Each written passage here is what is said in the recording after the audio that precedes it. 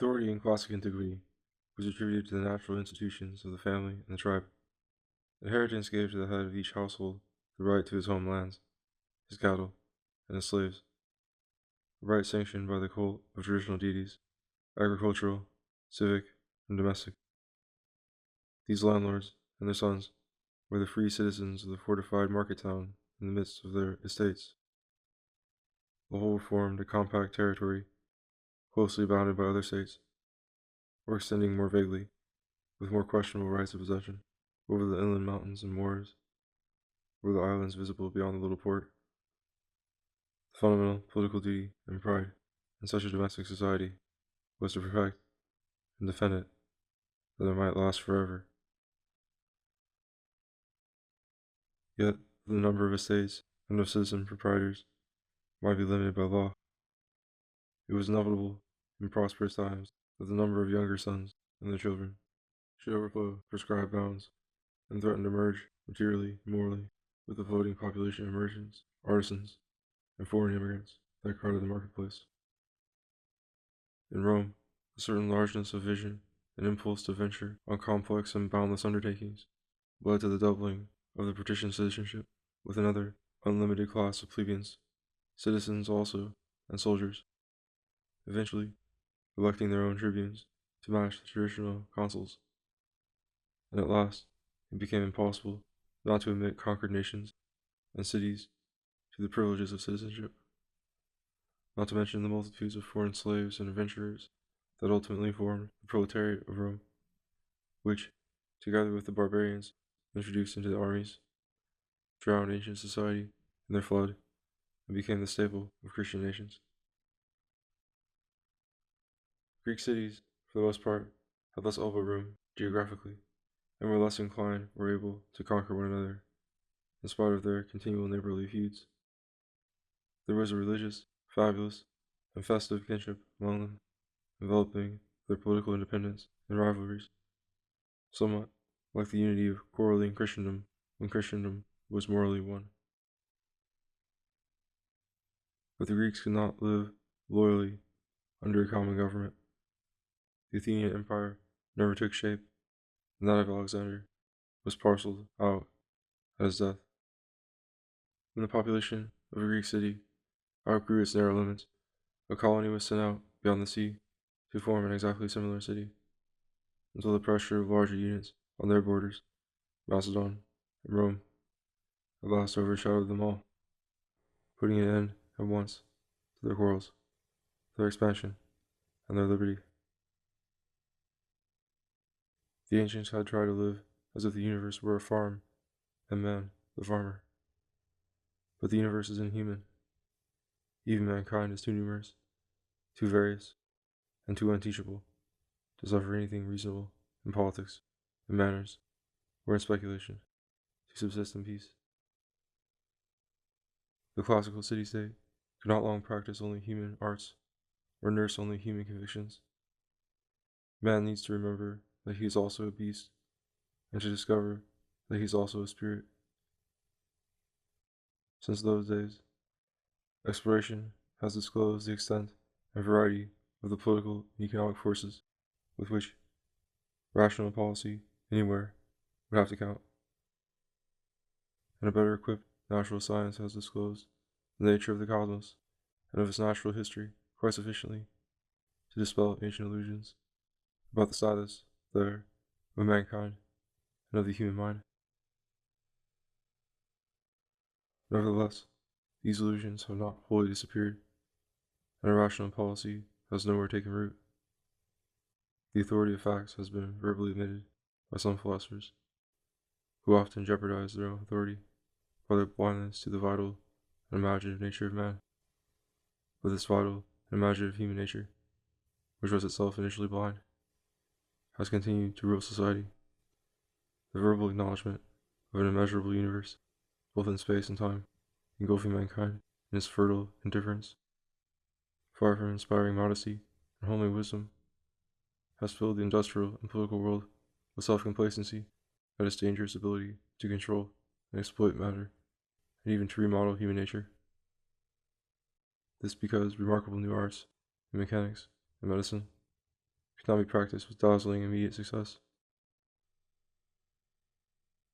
What other ruins and other plagues these developments may bring does not concern the vital will, nor does pictorial knowledge of the variety of civilizations that have flourished or now flourish in the world, with their mutually incomprehensible sentiments and tastes, give any pause at all to political dogmatism and conceit.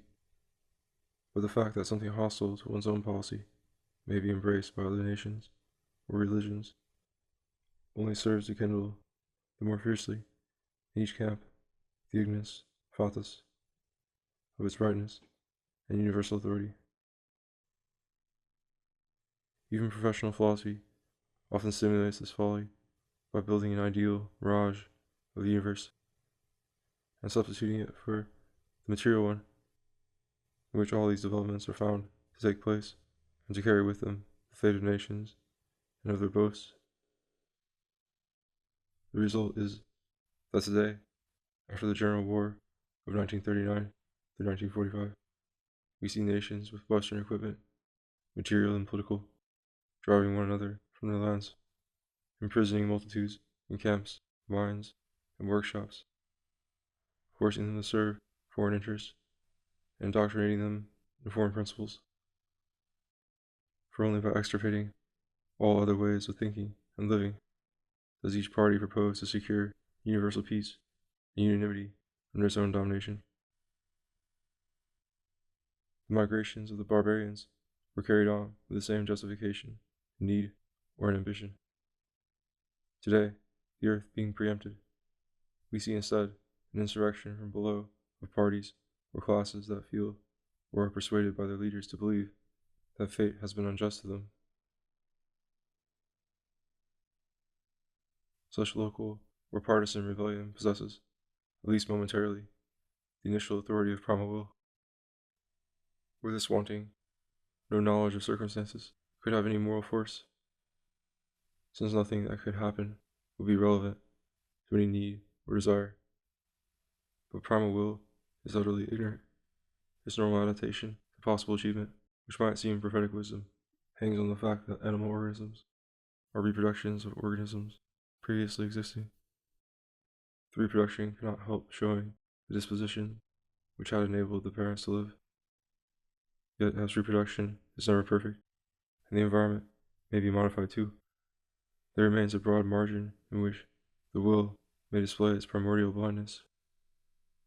Its initial vital authority therefore continues to be entirely subjective and irrational.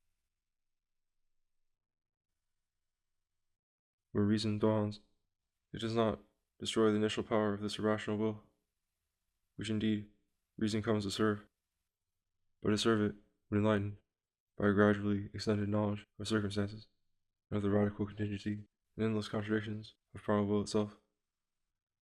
At first, this enlightenment touches only the means and methods that circumstances impose for giving that will satisfaction. The will might seem, therefore, not to be modified in itself, but only in its policy.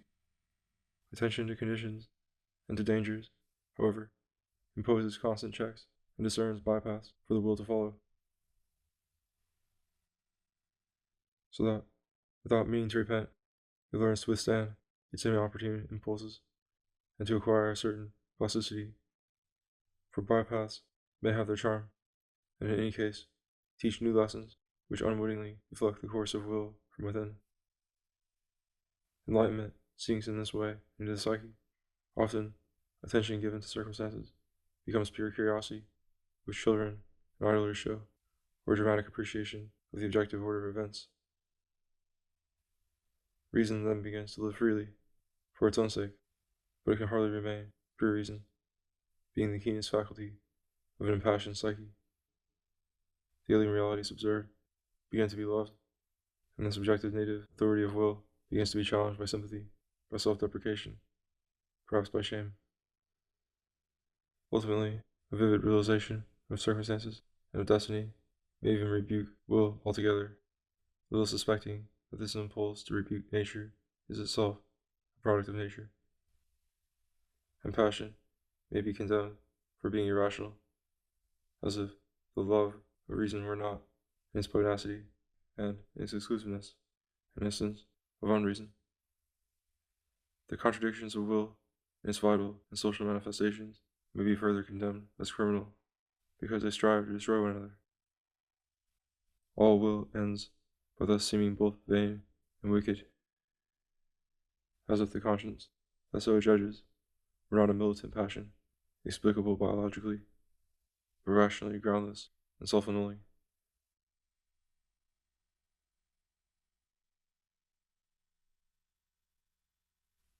Fact, or power, taken absolutely, contain no authority.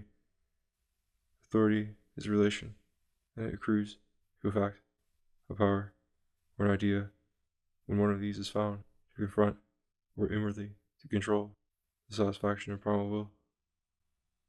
The rationality of such an acknowledgment of authority depends on the reality of this alleged confronting power or mysterious control, and in the absence of genuine science and sharp criticism, imagination, custom, and superstition naturally play a leading part in the attribution of authority. If the errors involved are intellectual rather than moral, the great moral error is not to admit authority at all, insofar as circumstances are truly conceived in their relation to the life of the psyche, and the real demands and possibilities of that psyche are fairly recognized. Authority is rationally placed. In this respect, due to authority is well expressed by attributing it simply to the will of God, for God is normally conceived to be the power governing the universe of circumstances, and at the same time is felt to be the secret foundation of all true virtue and joy within the soul. To place honor or conscience in the seat of authority, however, is merely a moralized echo of the blind will. The question would then be whether this blind feeling of authority in some rule or duty is justified by circumstances and by the total, ultimate capacities of the psyche concerned. This is the actual environing facts by that which Kant called heteronomy that exercise authority. But they exercise it only because a particular psyche loves a good which they alone render attainable. Allegiance can be rationally imposed only on a heart that is vitally autonomous.